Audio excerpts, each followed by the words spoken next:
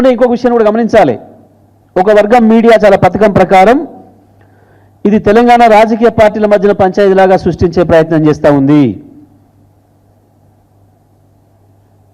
కేవలం తెలంగాణ రాజకీయ పార్టీల వాళ్ళని పిలిచేసి చర్చలు పెట్టి మీరేం చేసిరని చెప్పి అనిపించి దీన్ని పూర్తిగా పక్కదారి పట్టించి వాళ్ళు వేసుకపోవడానికి కావాల్సిన వాతావరణం కల్పించడానికి ప్రయత్నం చేస్తూ ఉంది. దీని విషయంలో కూడా అన్ని పార్టీల రాజకీయ నాయకులు జాగ్రత్తగా ఉండాల్సిన అవసరం ఉంది. ఇది మన పంచాయతీ కాదు, ఇది మన బజార్ పంచాయతీ కాదు, ఇది బతుకుదూరు పంచాయతీ.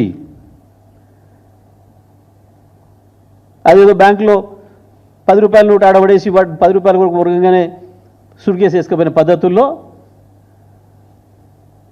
ఇది కేవలం తెలంగాణలో కాంగ్రెస్, బీజేపీ, టీఆర్ఎస్ పంచాయతీలాగా, బీఆర్ఎస్ పంచాయతీలాగా సృష్టించి